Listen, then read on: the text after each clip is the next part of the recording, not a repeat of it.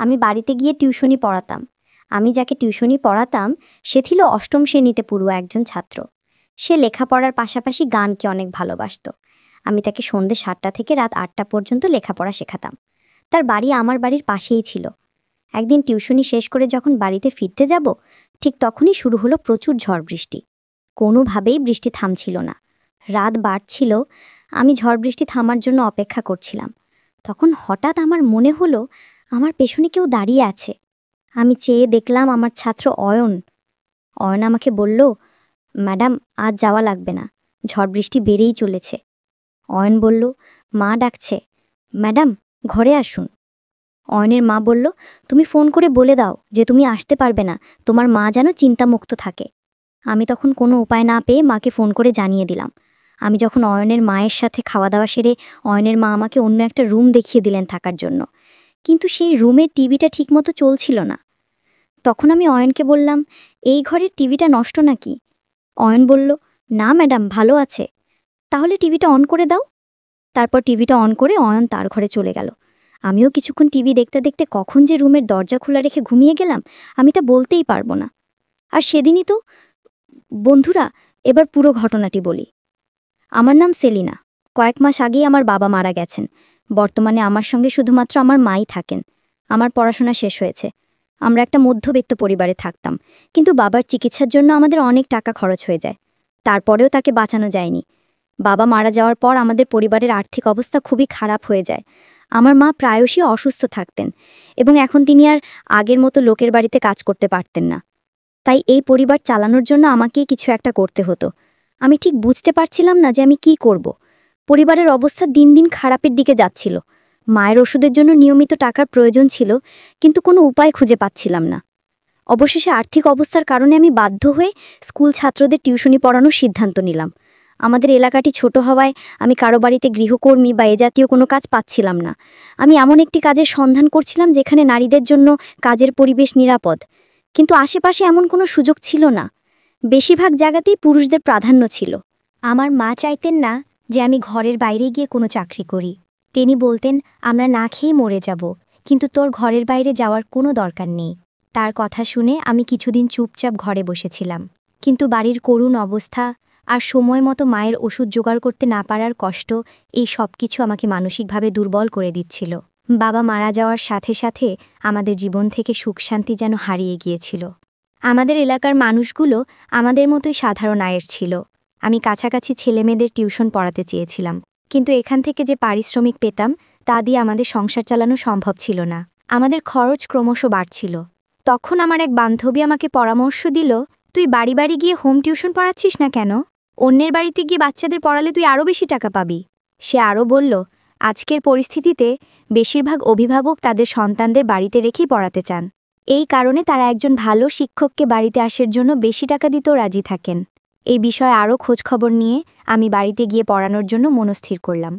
প্রথমে আমার মা আমাকে বাড়ি থেকে বের হতে দিতে চাইছিলেন না, কিন্তু আমাদের খাবারের প্রয়োজনের কথা ভেবে অনেক বোঝানোর পর তিনিও রাজি হলেন। আমি আমার পরিচিত কয়েকজনকে জানিয়ে রাখলাম যে কারো যদি হোম টিউশনে করানোর জন্য শিক্ষকের প্রয়োজন হয় তবে তারা যেন আমার সাথে যোগাযোগ করে। শীঘ্রই আমি এই প্রস্তাবের একটি ভালো ফলাফল পেলাম যখন একটি সচ্ছল পরিবার থেকে টিউশনের প্রস্তাব এলো। শুরুতে আমি জানতাম না তাদের সামনে আমি নিজের পরিস্থিতি কিভাবে তুলে ধরব। আমি শুধু বলেছিলাম আমি আমার বাড়ির একমাত্র উপার্জনক্ষম ব্যক্তি এবং বাবার মৃত্যুর পর আমি এই পড়ানোর সিদ্ধান্ত নিয়েছি। আমার অর্থের খুব প্রয়োজন, কিন্তু আমি আপনাদের সন্তানকে খুব ভালোভাবে পড়াবো। আপনারা আমার চেয়ে ভালো শিক্ষক সহজে খুঁজে পাবেন না। সম্ভবত এটা আমার একটা ভুল ছিল যে আমি আমার দুর্বলতার কথা শুরুতেই তাদের বলেছিলাম। আমার টিউশনি শুরু হলো। আমি দুপুর 2টা থেকে রাত 8টা পর্যন্ত বিভিন্ন বাড়িতে গিয়ে বাচ্চাদের পড়াতাম। আমি মোট 7টি বাড়িতে 1 ঘন্টা করে টিউশনি করতাম। এই বাচ্চাদের মধ্যে একজন ছিল অয়ন, যাকে আমি সন্ধ্যা 7টা থেকে রাত 8টা পর্যন্ত পড়াতাম। সে অষ্টম শ্রেণীতে পড়ত। সে একটু বড় ক্লাসে পড়ত আর বাকিরা সবাই নিচু শ্রেণীতে পড়ত। প্রথম থেকেই অয়ন আমার সাথে কিছুটা অদ্ভুতভাবে কথা বলত। সেই বাড়িতে একজন মহিলা ছিলেন, তিনি অয়নের মা। অয়ন ছিল তার একমাত্র সন্তান। অয়নের বাবা একটি বড় হাসপাতালে চাকরি করতেন এবং ডিউটির জন্য তাকে প্রায়শই শহরের বাইরে থাকতে হতো। আমি মনে মনে ভাবলাম, এই পরিবারটি বেশ সচ্ছল এবং এখান থেকে আমি একটি ভালো টিউশন ফি পাচ্ছি। যা আমার জন্য সহায়ক হবে। অয়নকে পড়ানো শুরু করার প্রায় 20 দিন কেটে গেছে। হঠাৎ করে আমি লক্ষ্য করলাম, আমি যখনই অয়নকে হোমওয়ার্ক দিই তখন তার খাতার পাতায় গান লেখা ছিল, খুব সুন্দর একটি গান। আমি তাকে বললাম, তুমি গান লিখতে পারো? সে বলল, হ্যাঁ ম্যাডাম, আমি সুন্দর গান কবিতা নিজেই লিখতে পারি এবং গাইতেও পারি। আমি তার মাকে বিষয়টি জানালে তিনি বলেন তার ছেলে শিল্পী হতে আগ্রহী, কিন্তু তিনি চান না যে অয়ন শিল্পীর দিকে ঝুঁকুক। তিনি চান তার ছেলে উচ্চশিক্ষা লাভ করুক, যাতে পরবর্তীতে সে নিজের ব্যবসা সামলাতে পারে। আমি তাকে বললাম, আপনার চিন্তাভাবনা খুব ভালো, কিন্তু আমি বিশ্বাস করি যে বাচ্চাদের যা করতে ভালো লাগে তাদের সেই কাজেই সমর্থন করা উচিত। সে যদি শিল্পী হতে চায় তাহলে তাকে উৎসাহ দেওয়া উচিত। একদিন অয়ন বলল, ম্যাডাম, আমি একটি গান বলবো। তখন সে একটি দেশের গান শোনাল। আমি তার গান শুনে মুগ্ধ হয়েছিলাম, কারণ তার গানের গলা ছিল অসম্ভব সুন্দর। তুমি চাইলে তো বড় একজন শিল্পী হতে পারো, কিন্তু আমি জানি তোমার মা সেটা চায় না। আমি একদিন অয়নের মাকে বলেছিলাম, আপনার ছেলের যে প্রতিভা আছে সে তো চাইলে ভালো একজন গায়ক হতে পারে। আমার কথা শুনে অয়নের মা কিছুটা বিরক্তির সাথে বললেন, আমি তোমাকে যতটুকু বলেছি তুমি ঠিক ততটুকুই করো, এর বেশি ভাবতে হবে না। আমি বুঝতে পারছিলাম না কেন আমার কথা শুনে তিনি এমনভাবে প্রতিক্রিয়া দেখালেন। তিনি আমাকে নির্দেশ দিলেন এখন থেকে অয়ন যেন আর গান না গায় সেদিকে খেয়াল রাখতে। আমি অয়নের মায়ের আচরণে কিছুটা রুক্ষতার ঝাঁপ দেখলাম, যদিও তিনি সাধারণত খুব ভালো ব্যবহার করতেন। আমি তার কথায় খুব একটা পাত্তা না দিয়ে অয়নকে বুঝিয়ে বললাম, আপাতত তুমি পড়াশোনাটা শেষ করো, তারপর বড় হয়ে সিদ্ধান্ত নিও তোমার জন্য কোনটা ভালো হবে।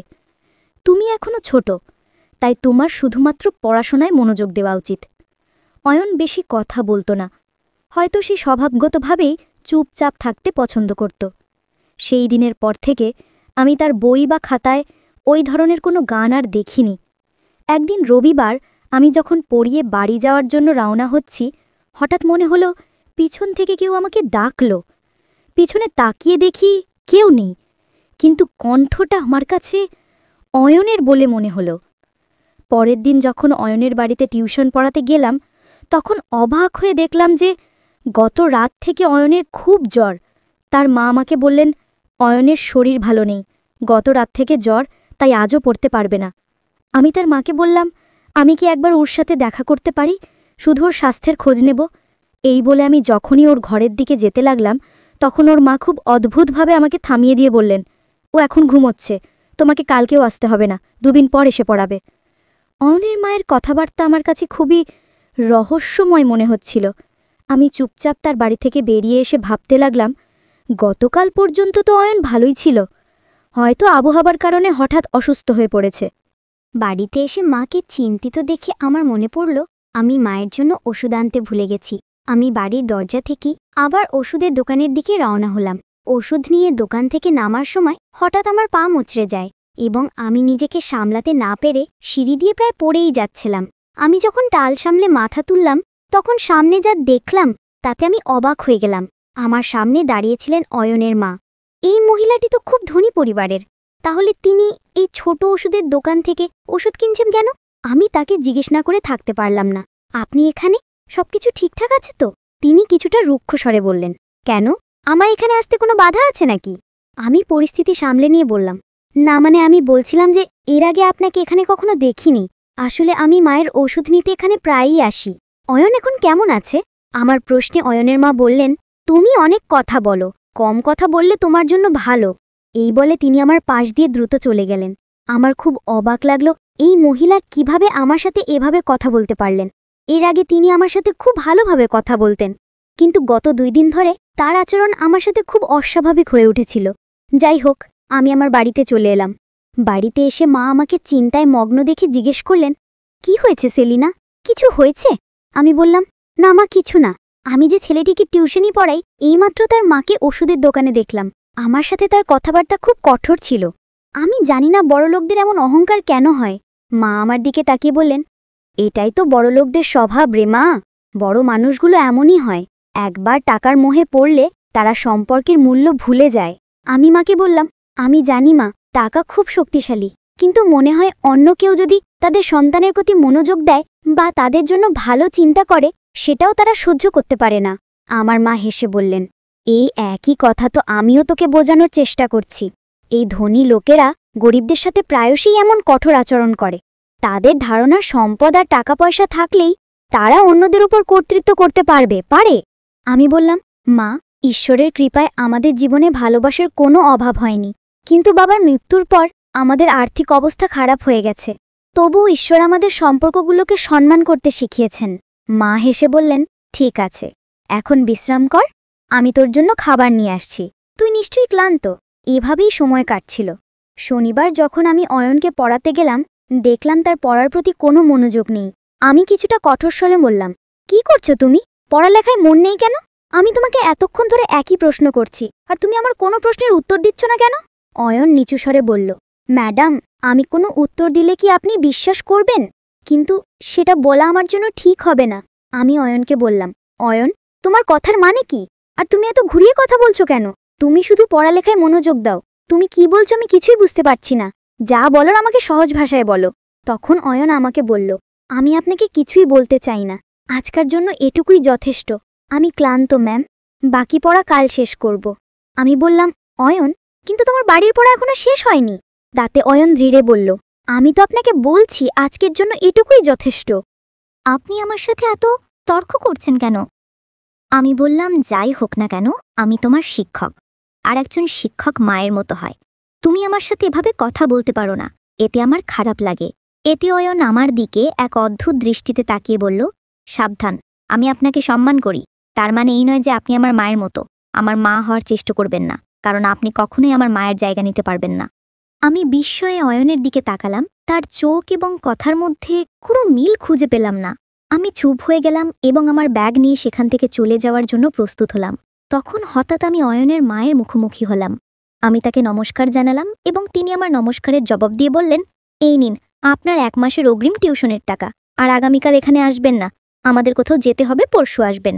আমি একটু মৃদুস্বরে বললাম, সেটা তো ঠিক আছে, কিন্তু পরশু থেকে আপনার ছেলের পরীক্ষা শুরু হচ্ছে। আমার মনে হয় এই সময় তার পড়াশুনো করা দরকার। অয়ন যদি এভাবে ছুটি নিতে থাকে তাহলে সে পড়ালেখা থেকে পিছিয়ে পড়বে এবং তার পরীক্ষার ফলাফলও ভালো হবে না। আমি যা বললাম তা শুনে অয়নের মা হঠাৎ রেগে গিয়ে বললেন, আরে মেয়ে, তোমার সমস্যাটা কি? আমার ছেলে তোমার কাছে ডাক্তারি পড়ছে না যে একদিন ছুটি নিলে তার কোনো ক্ষতি হয়ে যাবে? সে এখনো ছোট একটা ক্লাসে পড়ে, এটা তার জন্য বড় কোনো সমস্যা নয়। তোমাকে ওর লেখাপড়া নিয়ে এত গভীরভাবে চিন্তা করার দরকার নেই। অয়নের মায়ের কথা শুনে আমি লজ্জিত হলাম। এই মহিলা এত কঠোরভাবে কথা বলেন? অয়নের মা আমাকে সেখানে দাঁড় করিয়ে রেখে ভিতরে চলে গেলেন। সারাটা পথ আমি ভাবতে ভাবতে এলাম যে ভবিষ্যতে আমি ধনী ব্যক্তিদের কোনো বিষয়ে পরামর্শ দিতে যাব না। অয়ন যদি পরীক্ষায় খারাপ ফল করে তাতে আমার কি?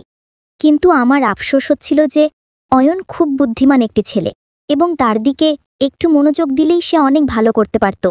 যখন আমি সামনে হাঁটতে লাগলাম, হঠাৎ আবার মনে হলো কেউ আমাকে ডাকছে। রিকশায় বসতে যাব এমন সময় আবার মনে হলো কেউ ডাকল। এই ডাকে আমার মনের ভেতরটা কেঁপে উঠল। আমি রিকশা থামিয়ে এদিক ওদিক তাকালাম, কিন্তু কাউকে দেখতে পেলাম না। কেন জানি না বারবার মনে হচ্ছিল কেউ আমাকে অনুসরণ করছে, এবং এই ঘটনাটা তখনই ঘটত যখন আমি অয়নের বাড়ি থেকে বেরোতাম। হয়তো আমার মা বাড়িতে আমার জন্য অপেক্ষা করছিলেন এবং রাত হয়ে যাওয়ায় আমার এমনটা মনে হচ্ছিল, কিন্তু আমার মন শান্ত হচ্ছিল না। এভাবেই আমার জীবন চলছিল। হঠাৎ আমার জীবনে এমন একটা ঝড় এলো যা আমি কখনো কল্পনাও করিনি। পরের দিন যখন আমি অয়নের বাড়িতে গেলাম, সেখানে একজনকে বসে থাকতে দেখে আমি কিছুটা থমকে গেলাম। লোকটি আমার দিকে খুব অদ্ভুতভাবে তাকাচ্ছিল। আমি আগে তাকে কখনো দেখিনি। আমাকে চিন্তিত দেখে অয়ন আমাকে বলল, ম্যাডাম, ইনি আমার বাবা। তিনি বেশিরভাগ সময় হাসপাতালের জন্য অন্য শহরে থাকেন। এই কথা শুনে আমি কিছুটা স্বস্তি পেলাম। আমি অয়নকে পড়াচ্ছিলাম, এমন সময় হঠাৎ ওই লোকটি ঘরে প্রবেশ করে আমাকে বললেন, হ্যালো, আমার ছেলে আপনার কথা ঠিকঠাক শোনে তো? আমি ওর প্রোগ্রেস রিপোর্ট দেখেছি, ওর নম্বর বেশ ভালো। আপনি সত্যি আমার সন্তানকে খুব ভালোভাবে পড়াচ্ছেন। আপনাকে ফি দিয়ে আমাদের অর্থ সঠিক কাজেই ব্যয় হচ্ছে। লোকটির গোছার জবাবে আমি বললাম, হ্যাঁ, আপনি ঠিক বলেছেন, আমি আমার দায়িত্ব পালন করার জন্যই পারিশ্রমিক নিই। কিছুক্ষণের মধ্যেই অয়নের মা ঘরের ভিতরে এলেন। যাই হোক, পরের দিন আমি অয়নকে তাদের বাড়িতে পড়াতে গেলাম। তারপর যখন আমি ফিরব, ঠিক তখনই প্রচুর ঝড় বৃষ্টি শুরু হতে লাগল। বাইরে প্রচুর বৃষ্টি হচ্ছে, আমি কোনোভাবেই বাড়িতে যেতে পারছিলাম না। আমি অপেক্ষা করছিলাম কখন বৃষ্টি থামবে, কিন্তু কোনোভাবেই বৃষ্টি থামছে না। তারপর হঠাৎ আমি পেছন দিকে তাকিয়ে দেখলাম অয়ন দাঁড়িয়ে আছে। অয়ন বলল, ম্যাডাম, আজ মনে হয় বৃষ্টি থামবে না, প্রচুর ঝড় বৃষ্টি হচ্ছে, আকাশের অবস্থা ভালো না। বন্ধুরা, গল্পের পরবর্তী অংশ আগামীকাল আপলোড দেওয়া হবে, আর সেই সঙ্গে আমার চ্যানেলটিকে সাবস্ক্রাইব করে পাশে থাকবেন। সেই পর্যন্ত সবাই ভালো থাকবেন।